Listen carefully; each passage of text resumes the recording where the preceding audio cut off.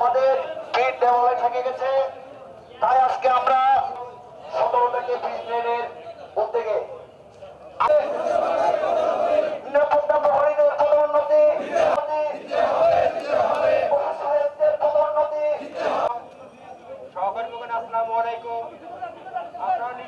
আমাদের আন্দোলন চলমান প্রক্রিয়াধীন থাকবে। আমরা ভালো একটা স্কুলে আমাদের ছেলে মেয়ে ভর্তি করতে হবে। আজকের এই কর্মসূচি, আমরা এই কর্মসূচির 15 থেকে 20তম গ্রেডের কর্মচারীদের যে পদ, আমাদের নিজস্ব যে দাবি, আমাদের যে ন্যায্য অধিকার, সেখানে আমরা কোনো উচ্চবাচ্য করবো না।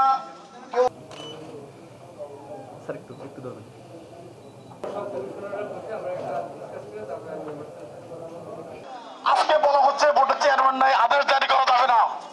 আপনারা জানেন গতকালকেও কাস্টমসের 2 জন কমিশনার নিয়োগ হয়েছে নতুন, ইনস্পেক্টর থেকে প্রমোশন পেয়েছে। আমরা কি তালেবানকে আমরা আজকে রাস্তায় নেমেছি, রাস্তা ছাড়বো না, ছাড়বো না। এবং আমি এও বলতে চাই যে আমাদের পদোন্নতির আদেশ আজকে জারি না হলে আমরা জাতীয় চেয়ারম্যান বলবো না, 5 সেক্রেটারি বলবো না, আমরা পুরো রাজস্ব বোর্ডের বিরুদ্ধে আমরা বলতে বাধ্য হবো। আমরা কিন্তু সব বলে দিব, আমরা সব জানি। আমাদের একটাই দাবি যে আমরা একটা মান সম্মান একটা চেয়ার চাই।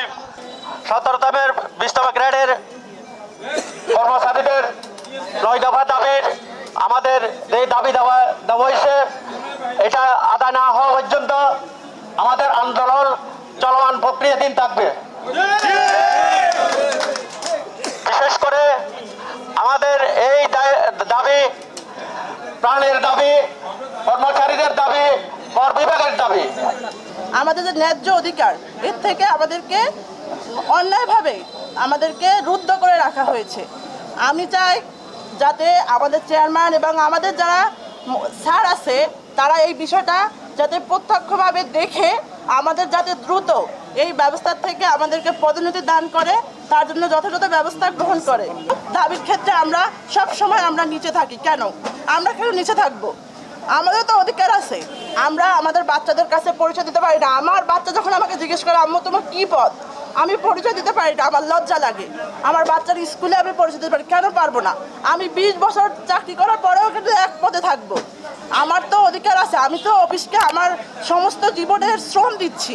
অফিসকে তো আমি আমার সমস্ত কাজ, যে কাজগুলো আমার দরকার, আমি তো কোনো কাজে পিছিয়ে থাকতিস না। তাহলে আমাদেরকে কেন পিছিয়ে রাখা হবে?